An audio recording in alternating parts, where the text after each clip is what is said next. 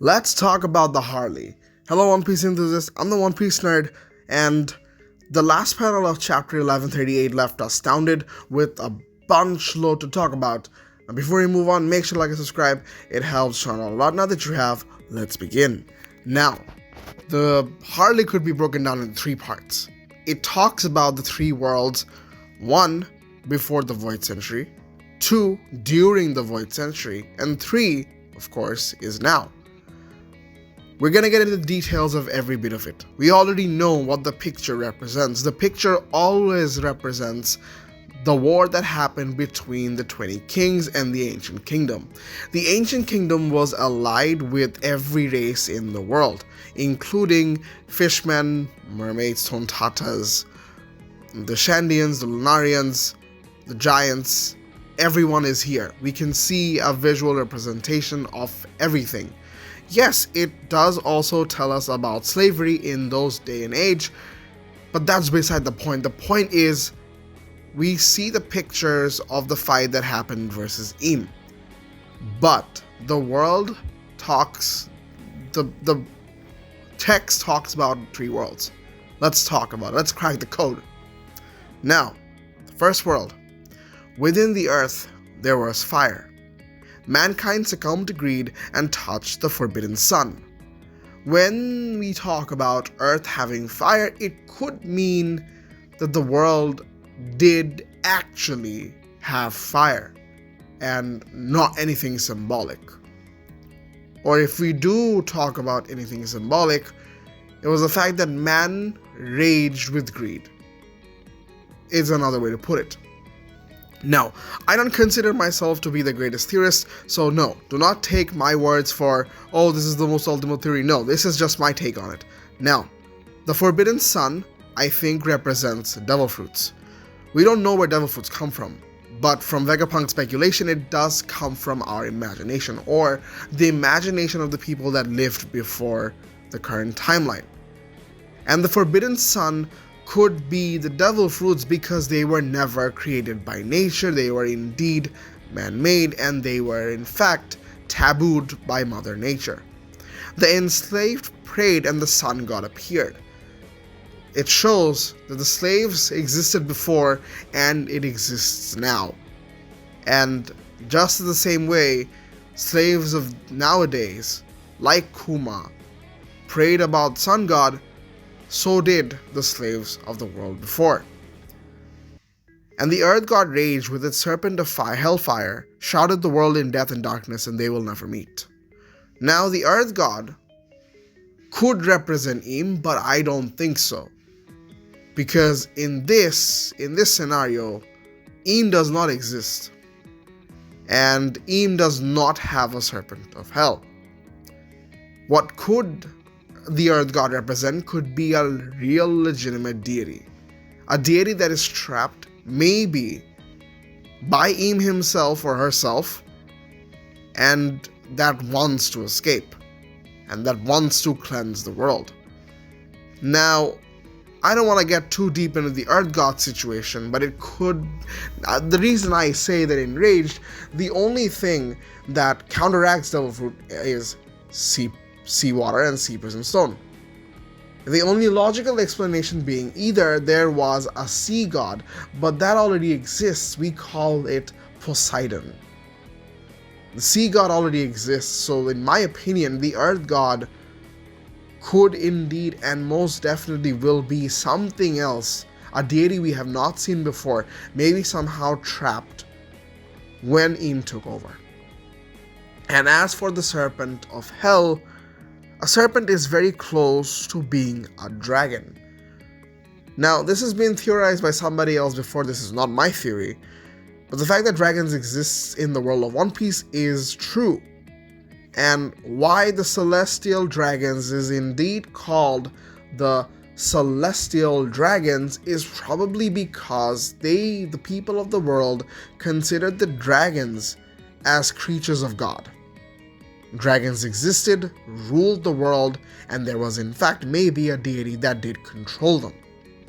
And that's why the earth god was raged, tabooing devil fruits, and with dragons, or rather serpents of hellfire, shrouded the world in darkness. And when they talk about they will never meet, we already know that Joy Boy existed. And I think it definitely does talk about Joy Boy and Poseidon and them meeting. Coming to the second world. Within the void there was breath. The forest god tamed demons and the sun spread the fires of war. When we talk about the void, we are talking about the void century.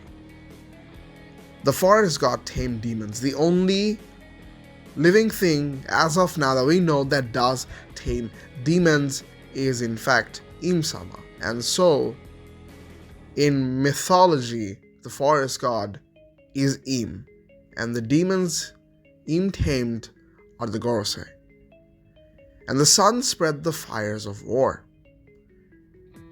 When they mean the sun, we mean the warriors of liberation, or the remnants of the sun god Nika. Or maybe, in fact, Joy Boy. Joy Boy rebelled against the world government, and hence it is known as a war. Those of the half moon dreamed, those of the moon dreamed. Man killed the sun, became God, the sea god stormed, and they will never meet. Those of the half moon is, in my opinion, talking about the will of D, or the people of the D clan, because D symbolically represents a half moon, and when the people of D smiles before their death, it does look like a half moon. Man killed the sun, became God, and people of the moon, I think, are definitely the Lunarians. Man killed the sun, became God is talking about Im taking over the world and the 20 kings taking over the world by defeating Joy Boy. And I think when they're talking about the sun, they're talking about Joy Boy as well as Mother Nature. And the sea god stormed. Now it's talking about Poseidon. Joy Boy made a promise to Poseidon of liberating this world of chaos. But Joy Boy failed. Joy Boy failed the first time around, and he failed the second time when fighting against Im. And so Poseidon was mad. We are coming back to the third world. This day and age. Within the chaos there was emptiness. The inconvenient remnants recall the promised day and hear the voice of the half moon. When they talk about the people of the half moon, I am definitely going to say it is talking about the will of D and the people of D that wrote the poneglyphs. I don't care what anyone says at this point. I believe people of the half moon are definitely the people of the D clan, and when they are talking about the voices, they are talking about the message left behind by Joy Boy and the people of the ancient kingdom, or to be specific, the people of the D clan, or the enemy of gods. The sun god dances and laughs, guiding the world to its end. And hence, we circle back to when the giants of Elbaf are talking about Nika as someone who brings upon chaos to the world. The function of Joy Boy, from what it seems from the three worlds, is that Joy Boy tries to break down infrastructure. Joy Boy tries to break down the system that already exists that enslaves the humans one way, shape, or form, destroys it down, and tries to rebuild it over and over again, which is why he is known as a destroyer. The sun returns and brings a new morning, and they will surely meet. And when they mean the sun returns, it is talking about the final reincarnation of Joy Boy, or rather, Luffy. We already know Luffy and Poseidon already met. This is self-explanatory. Joy Boy and Poseidon met. They are now planning to bring a new dawn to the world. We know Luffy will bring a new dawn to the world because he is Joy Boy and he will succeed this time. And when they talking about destroying the world, It is backed up by the evidence of the fact that Madame Charlie predicted that Fishman Island would be destroyed because of Luffy.